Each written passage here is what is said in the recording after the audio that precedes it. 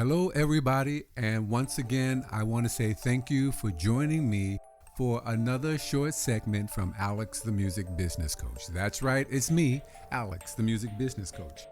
And before I get started, I just want to thank you all for coming by, checking me out. If you like me or if you don't, I still appreciate the fact that you came by to check me out.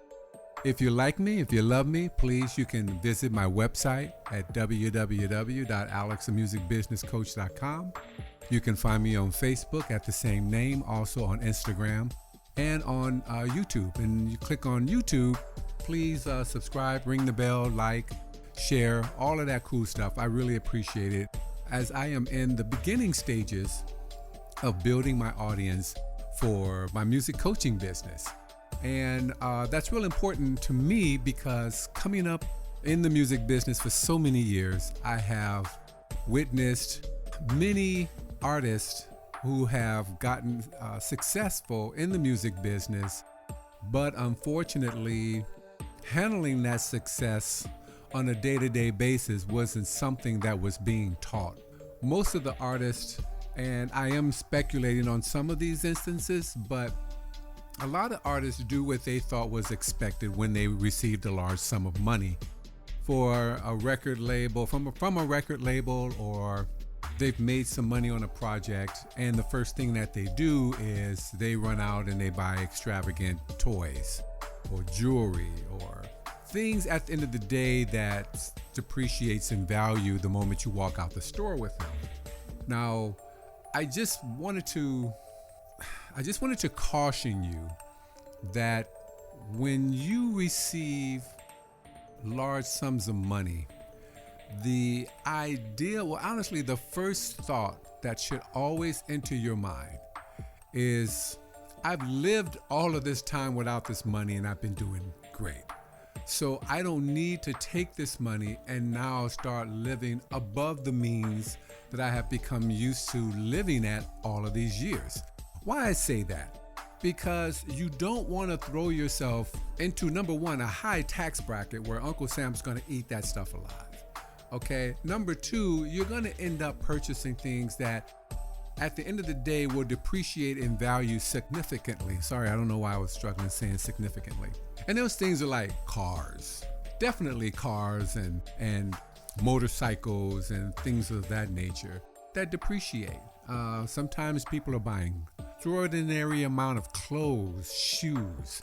I'm sorry, ladies and gentlemen, but Jordans do not appreciate, okay? So what should you do? First thought should be reinvest into your career. Let me just use something real simple as an example. You sign a record deal, okay? Record label gives you $1.6 million up front. Now, when they give you that $1.6 million, it doesn't come with a list of instructions. $100,000 for this, $10,000 for that, $250,000 for this.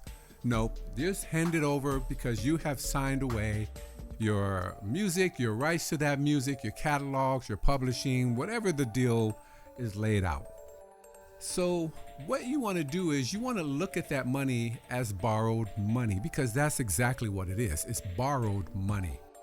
It's not your money, okay? If you're wise, use the money to do two things: reinvest in your career, siphon yourself off a small per diem to maintain your current living situation, your gas, your lights, your rent, or your mortgage, or whatever the case may be.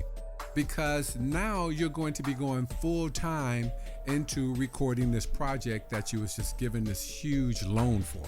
So you want to be real smart with how you're handling that money, because that money's got to last you, okay, until that project is completed and released, and for the record label to recoup the $1.6 million that they loaned you.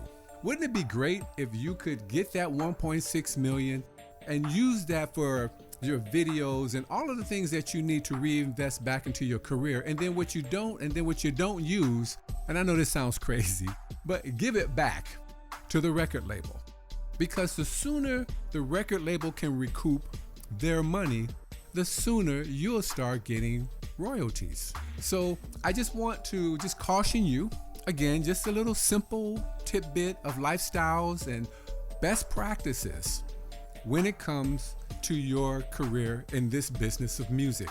It is not a kind business, okay? Once you get hurt, or when I should say when you sign a deal that in the long run turns out to be not so beneficial to you, you can't blame anyone but yourself. So at least be financially ready not to suffer for that front money that they use to entice you to sign that contract, either without reading it or without a proper attorney or manager present. You went out and did what every artist does. They go spend it extravagantly. They change their lifestyles. And at the end of the day, that's not beneficial. It does not help on your return of investment, and you will suffer in the long run for it. So I hope it's been helpful. This is Alex, the music business coach. Again, I ask you to, please go to my Facebook page and go to YouTube and subscribe and share. And also check me out on Instagram, because I always post these on Instagram as well. And I really thank you for taking the time to come and listen to me. So this is my longest one yet. Typically, I kind of leave these under 5 minutes, but this one going a little bit longer, a little over 7 minutes. But thanks again. This is Alex, the music business coach, and I'm out.